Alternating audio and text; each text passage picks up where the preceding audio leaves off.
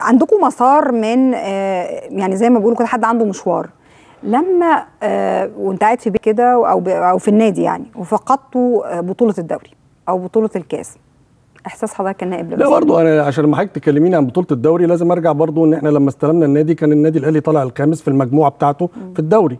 يعني برضه دي لازم ما بتتقالش، يعني هوب نرمي ورانا على طول. وان النادي الاهلي خد الدوري لما جينا وخدنا الكونفدراليه لاول مره في التاريخ ناخد الكونفدراليه، وابتدينا نعمل احلال وتجديد لفرقه، ودي عمليه بتحصل في اي نادي في الدنيا. وحصلت يعني خليني اكمل حضرتك، وحصلت في النادي الاهلي من سنه 2000 ل 2004. من 2000 ل 2002 كان الكابتن صالح سليم العظيم كان رئيس النادي الاهلي، ما خدناش الدوري من 2000 ل 2002، و2002 ل 2004 كان بعديه الكابتن حسن حمدي هو رئيس النادي الاهلي، ما خدناش الدوري برضه، وكان بيحصل نوع من انواع الاحلال والتجديد، وكان في مدرب بيجي ومدرب بيروح، واحد اسمه هاريس، واحد اسمه اولمان، واحد اسمه اوليفيرا، واسمه خوزيه راح وجه. حاجات كتيره قوي حصلت في الاربع سنين دي.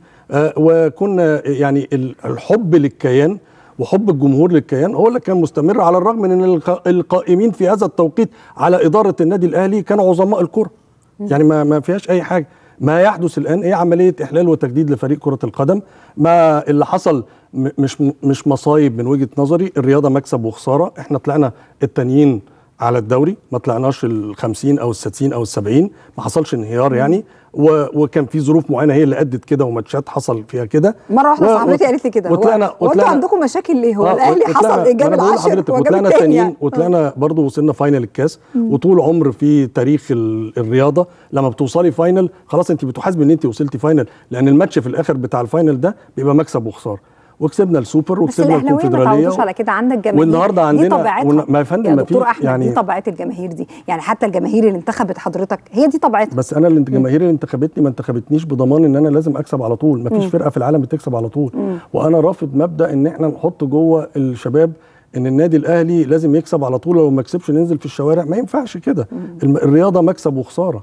انما النهارده اللي حصل دلوقتي في احلال وتجديد لفريق الكوره، في استقلاليه تامه لفريق كره القدم، في الكابتن عبد العزيز عبد الشافي اللي هو معروف باخلاقه، وان هو كان احد الاساطير بتاعه كره القدم. انا مستعد ان انت تعملي يعني برنامج معاه وتساليه مجلس الاداره مديله الاستقلاليه التامه ولا لا. انا ما اعرفش اي حاجه النهارده، بل بالعكس يعني في نوع من انواع التناغم. الراجل بيدينا ريبورت كل فتره كده لما بيكون محتاج اي حاجه.